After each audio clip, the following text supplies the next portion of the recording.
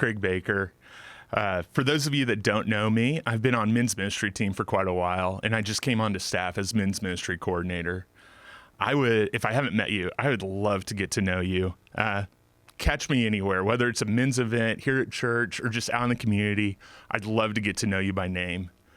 I have the privilege to do the Not Just Sundays podcast now.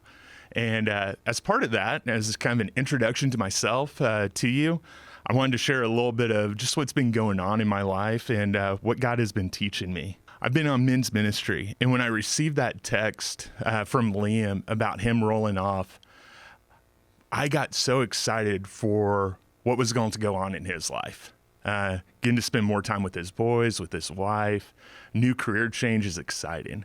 There's another part of me that got a little bit nervous and started asking some questions of what's going to happen to men's ministry and what does that even look like. At that time, in the reading plan, we were going through 1 Samuel. And Samuel is one of my favorite stories in the Bible. So let's pick it up in 1 Samuel 3. Now the boy Samuel was ministering to the Lord in the presence of Eli. And the word of the Lord was rare in those days. There was no frequent visions. At the time of Eli, whose sight had begun to grow dim, so that he could not see, was laying down in his own place, and the lamp of God had not gone out. And Samuel was laying down in the temple of the Lord, where the ark of God was. Then the Lord came to Samuel, and he said, "Here am I." And he ran to Eli and said, "Here am I. You called me." But he said, "I did not call you. Lie down again." So he went, laid down, and the Lord called again, "Samuel." And Samuel arose and went to Eli and said, "Here am I, for you called me." But he said, "I did not call you, my son. Lie down again." Now Samuel did not yet know the Lord, nor the word of the Lord had not been revealed to him. And the Lord called Samuel again a third time, and he arose and went to Eli and said, "Here am I, for you called me." Then Eli perceived that the Lord was calling the boy. Therefore Eli said to Samuel, "Go lie down, and if he calls you, you shall say, 'Speak, Lord, your servant hears.'" So Samuel went, lied down in his place, and the Lord came and stood, calling as the other times, "Samuel, Samuel." And Samuel said, "Speak, your servant hears." And then the Lord said to Samuel, "Behold, I'm about to do a thing in Israel, which the 2 ears of everyone who hears will begin to tingle." This verse just kind of captures this, this here I am statements. Happens a few times in scriptures. But Samuel is eager. He runs to Eli, ready to hear, ready to serve, ready to obey. The question that comes to my mind is, where do you hear God saying your name?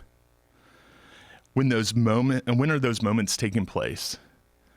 Is it at church during a sermon, as you pass the welcome center, stand in line for your coffee? Where is God calling your name?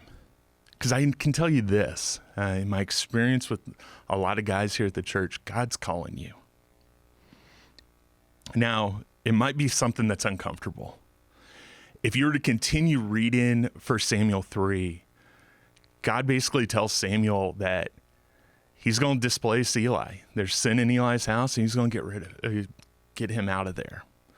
The next morning, Samuel wakes up, and Eli immediately asks him, "What did God say to you?"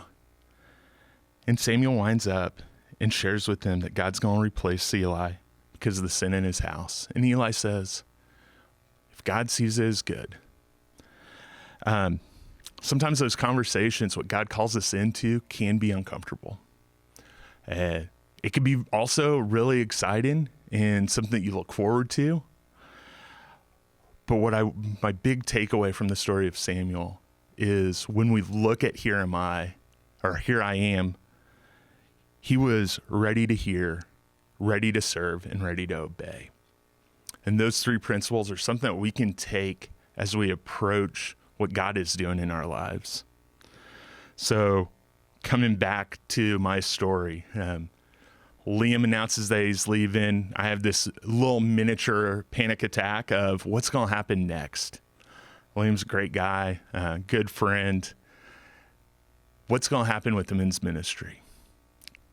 And God kind of revealed he's still going to be in control. He's still in charge of it.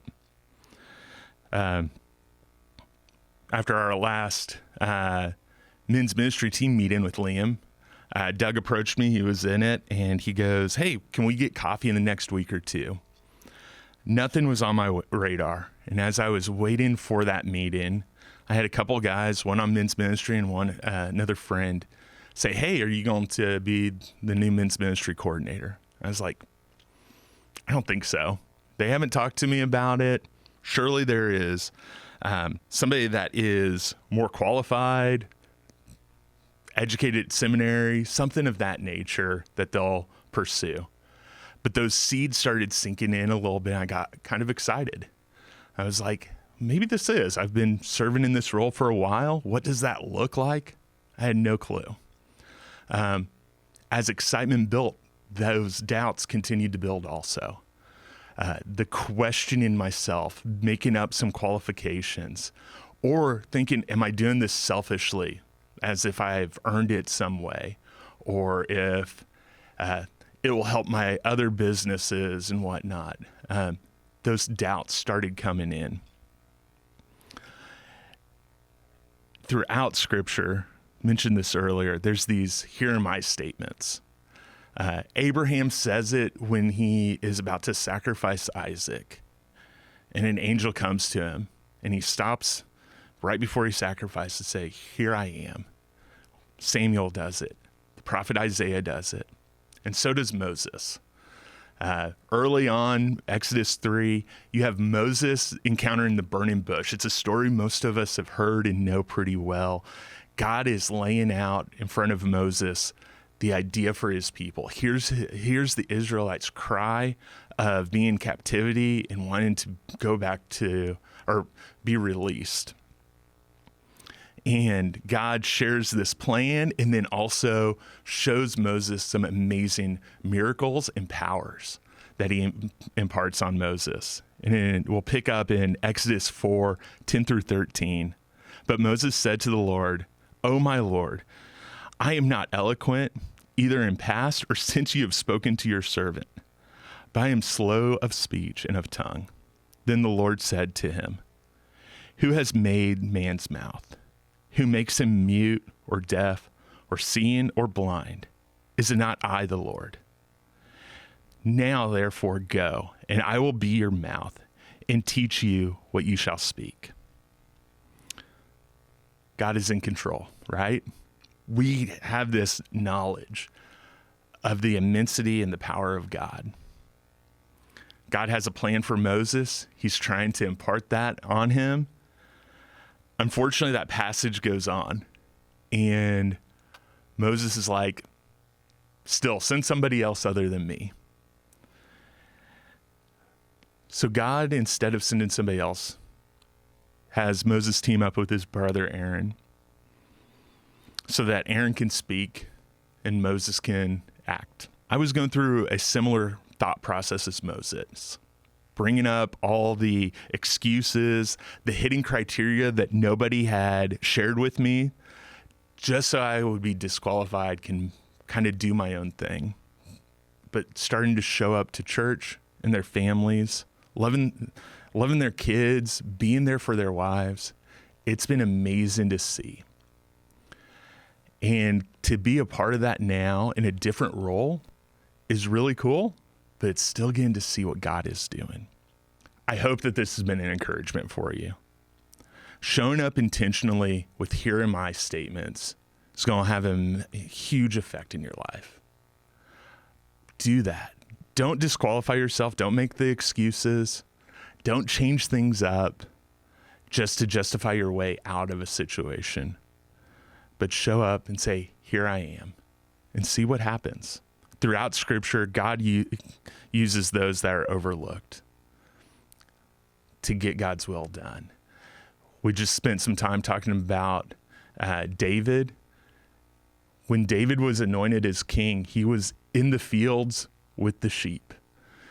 God uses us where we're at through saying yes or saying, here I am. I've gotten to experience incredible amounts of joy and miraculous things. And I know that that can happen in your life also. Thank you so much for your time.